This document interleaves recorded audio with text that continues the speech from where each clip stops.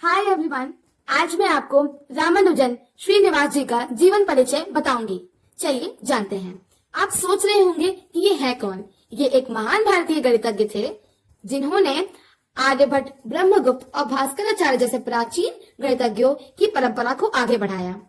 जो आप जानते भी हैं, ये अति सामान्य परिवार व सामान्य परिवेश में पले बड़े थे और इनका जन्म 22 दिसंबर 1887 को भारत के दक्षिण भूभाग में स्थित कोयम्बटूर के ई रोड नामक गांव में हुआ था और वे एक ब्राह्मण परिवार में जन्मे थे। इनकी माता का नाम कोमलतामल और पिताश्री का नाम श्रीनिवास अयंगर था। इनका बचपन कुंभकोट में बीता था। आप सब जानते हैं, रामानुजन बचपन में भी सामान्य बालकों से अलग थे। 3 वर्ष की आयु तक बोलना भी नहीं सीख पाए थे। फिर भी 10 वर्ष की आयु में प्राइमरी परीक्षा में पूरे जिले में सबसे अधिक अंक प्राप्त किए। आगे की शिक्षा के लिए वे टाउन हाई स्कूल पहुंचे। रामानुजन को प्रश्न पूछना बहुत पसंद था। उनके प्रश्न अध्यापिकाओं को कभी कभार बहुत अटपटे लगते। उनका स्वभाव बहुत मधुर था और उनकी जिज्ञासा से चमकती आंखें उन्हें एक अलग ही पहचान देती थी। इनके सहपाठियों के अनुसार इनका व्यवहार इतना सौम्य था कि कोई इनसे नाराज हो ही नहीं सकता। स्कूल के समय ही इनने कॉलेज के कुछ प्रश्नों को हल करना शुरू कर दिया था और हाई स्कूल की परीक्षा उत्तीर्ण करने के बाद गणित और अंग्रेजी में अच्छे अंक लाने के कारण रामानुजन को छात्रवृत्ति मिली, जिसे हम स्कॉलरशिप कहते हैं आज। रामानुजन पर गणित 11वीं कक्षा में रामानुजन गणित को छोड़कर और सभी विषयों में अनुत्तीर्ण हो गए और इसका परिणाम यह हुआ कि वह 11वीं कक्षा में अनुत्तीर्ण हो गए। उन्हें छात्रवृत्ति मिलना बंद हो गई। यह रामानुजन के जीवन का सबसे कठिन समय था और इस वक्त घर चलाने के लिए उनने होम ट्यूशन और ट्यूटर का काम किया। कुछ वर्ष बाद 1907 में रामानुजन ने फिर से 11वीं कक्षा की परीक्षा दी और वह फिर से अनुत्तीर्ण हो गए। विद्यालय छोड़ने के बाद 5 वर्ष का समय इनके लिए इतना खराब था और हताशा से भरा हुआ था। उस वक्त भारत अंग्रेजों की गुलामी की जंजीर में बंधा हुआ था। चारों तरफ भयंकर गरीबी थी। नामगिरी देवी रामानुजन के परिवार की इष्ट देवी थी। उन देवी पर रामानुजन का अटूट विश्वास और गणित की अच्छी पकड़ ने रामानुजन को कभी टूटने नहीं दिया। इस समय रामानुजन को ट्यूशन से कुल 5 रुपए मासिक मिलते थे।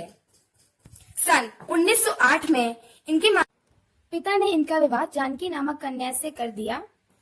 उसके बाद रामानुजन नौकरी की तलाश में मद्रास गए। 11वीं की परीक्षा अनुत्तीर्ण होने के कारण इन्हें नौकरी नहीं मिल पाई और इनका स्वास्थ्य भी खराब हो गया। उसके बाद डॉक्टर की सलाह से रामानुजन फिर से वापस कुंभकोट में आ गए।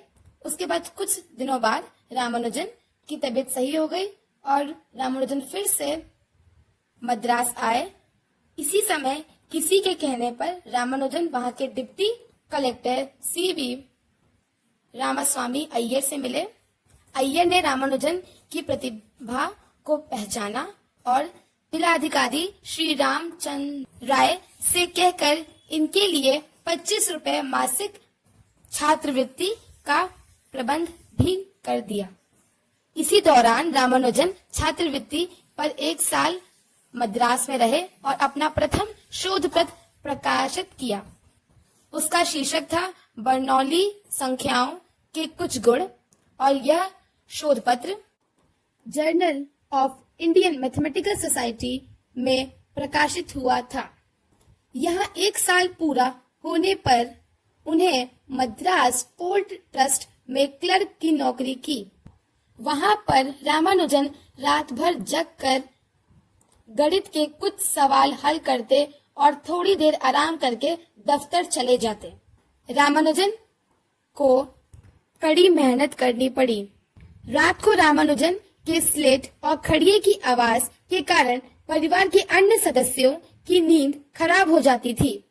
अब रामानुजन को अपना शोध कार्य आगे बढ़ाना था और उसके सहायता के लिए अंग्रेज वैज्ञानिकों के सामने अपनी बात को प्रस्तुत करना था और यह बात उस समय बहुत ही ज्यादा संकोच की थी, क्योंकि भारतीय और पश्चिमी रहन सहन के बीच एक बड़ी खाई थी। इस समय रामानुजन के शुभ चिंतक यानी दोस्त इनके काम आए और इन लोगों ने रामानुजन द्वारा किए गए कार्य को लंदन के प्रसिद्ध गणितज्ञों के पास भेजा, पर वहां से इतना कुछ अच्छा नहीं हुआ। बस लोग रामानुजन को जानने लगे। उसी समय रामानुजन ने अपनी कुछ संख्याएं के सिद्धांत प्रोफेसर शेषु अय्यर को दिखाए, तो इनका ध्यान लंदन के ही प्रोफेसर हार्डी की तरफ गया। प्रोफेसर हार्डी उस समय के विश्व के प्रसिद्ध गणितज्ञों में से एक थे और फिर रामानुजन को पता चला कि प्रोफेसर हार्डी के अनउत्तरित प्रश्न का उत्तर रामानुजन ने खोज लिया है। उसके बाद रामानुजन का प्रोफेसर हार्डी के साथ पत्र व्यवहार आरंभ हो गया। अब यहाँ से प्रोफेसर हार्डी की भूमिका शुरू हो गई। रामानुजन और प्रोफेसर हार्डी की मित्रता ने एक दूसरे के लिए पूरक का काम किया। उस समय प्रोफेसर हार्डी ने सभी गणितज्ञों को संख्या दी थी, 100 में से अंक दिए थे। अधिकांश वैज्ञानिक को 35 अंक दिए और कुछ विशेष व्यक्तियों को 60 अंक दिए, लेकिन उन्होंने रामानुजन को 100 में पूरे 100 अंक दिए थे। प्रोफेसर हार्डी ने रामानुजन को और अच्छा करने के लिए उन्हें आगे शोध करने के लिए इंग्लैंड आना चाहिए का प्रस्ताव दिया। अतः उनने रामानुजन को ऑक्सफोर्ड आने का निमंत्रण दिया। कुछ व्यक्तिगत कारणों और धन की कमी के कारण रामानुजन ने प्रोफेसर हार्डी के कैम्ब्रिज के आमंत्रण को अस्वीकार कर दिया। प्रोफेसर हार्डी को इससे निराशा हुई। इसी समय रामानुजन को मद्रास विश्वविद्यालय में शोध वित्ती मिल गई थी, जिसके बाद उनका जीवन कुछ सरल हो गया और कुछ समय बाद रामानुजन को कैम्ब्रिज आने के लिए आर्थिक सहायता भी मिल गई। रामानुजन ने लंदन जाने के पहले गणित के करीब 3000 सूत्रों को अपनी नोटबुक में लिख लिया।